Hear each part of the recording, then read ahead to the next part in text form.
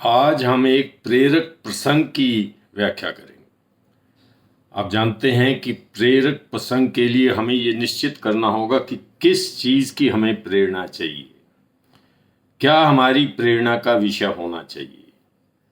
और हमारे शास्त्र कहते हैं कि इसके लिए आत्मनिरीक्षण की आवश्यकता। और आत्मनिरीक्षण कैसे हो सकता है? जब बिल्कुल आप शांत हैं, रात्रि का समय है या सोने का समय है, एकांत है लगभग, और आप उस वक्त सोचते हैं कि आज आपने क्या गलती की, किस गलती को ठीक करनी है और मुझे क्या प्रेरणा लेनी। पुराने जमाने में आप जानते थे कि युद्ध होते थे और शाम को जब सेनाएं वापस आ जाती थी तो सेना का मुखिया या राजा, जो भी सेनापति या राजा, वो एकांत में हमेशा ये सोचा करते थे कि आज क्या खोया क्या पाया, और जो नुकसान हुआ, जो हमारी कमी थी, उसको पूरा कैसे किया जाए। यही है आत्मनिरीक्षण, सीधे साधे शब्दों में। प्रिय साथियों, मैं डॉक्टर सर्वदानंद आर्य आज अपने चैनल सच आज का से आपको संबोधित कर रहा हूं। और अब हम मोटिवेशनल वीडियो डालेंगे 2-4, जिसको हम प्रेरक प्रसंग कहते हैं।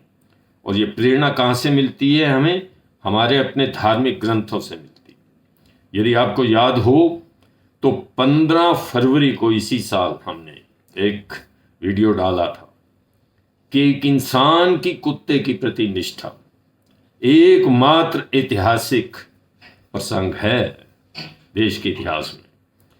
और हमने उसमें ये डाला था कि जब युधिष्ठिर अपने भाइयों के साथ चलते हैं, जीवन त्याग करने का उनका मन बनता है और वो हिमालय की तरफ चलते हैं, तो उनके साथ एक कुत्ता चल जाता है। और ये बहुत पुरानी एक कथा है जो आपने सुनी भी है कि कुत्ता उनके साथ जाता है, उनका संग नहीं छोड़ता। एक एक भाई रास्ते में, और द्रौपदी समेत भाई सारे अपनी मृत्यु को प्राप्त होते हैं। अकेला वो कुत्ता जो धर्म का रूप था, और युधिष्ठिर जीवित सशरीर स्वर्ग के अंदर दाखिल होते हैं। ये कहानी, आज उसी कहानी को हम आगे ले जाएंगे। और आज हमारा प्रेरक प्रसंग ये है, ये मोटिवेशनल जो हमारा वीडियो है, उसका लक्ष्य ये है कि अपने ऑब्जेक्ट के प्रति, अपने लक्ष्य के प्रति एकनिष्ठ रहना बहुत बड़ा सद्गुण है।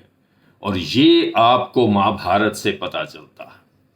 महाभारत में, जैसे मैं अभी बता चुका हूं मित्रों, कि युधिष्ठिर जीवित स्वर्ग में गए तो वहां उन्होंने स्वर्ग और नरक दोनों को देखा। जैसे ही युधिष्ठिर स्वर्ग में प्रवेश करते हैं, उन्हें अपना भाई दुर्योधन दिखाई देता। और जो भाई रास्ते में मर गए थे, उनको भी स्वर्ग प्राप्त हुआ, वो भी एक एक करके उनके सामने आते। तो उस वक्त भीम के मन में एक जिज्ञासा उठती है और वो सामने आके युधिष्ठिर से कहता है कि भैया, ये दुष्ट दुर्योधन आजीवन अनीति का पक्ष लेता रहा है, पूरे जीवन में कोई अच्छा कार्य नहीं किया, तो आप बताइए किसके पुण्य से उसे स्वर्ग मिला? क्या ईश्वर के न्याय में ये अंधेर कर दी? अब जब इस प्रकार की बात भीम कहता है तो उस वक्त क्या जवाब देते हैं युधिष्ठिर? यही मोटिवेशनल है, यही प्रेरणा है।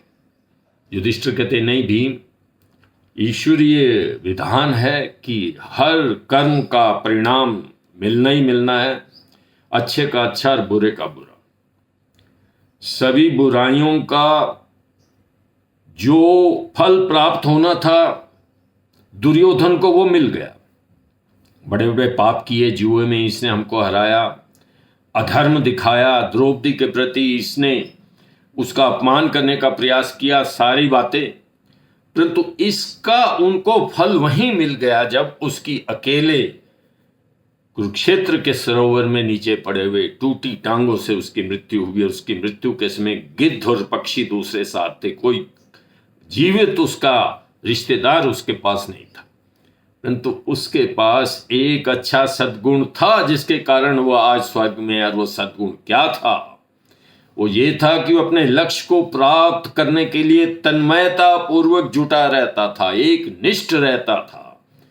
सो मित्रों, ध्येय के प्रति एक निष्ठ रहना बहुत बड़ा सद्गुण है।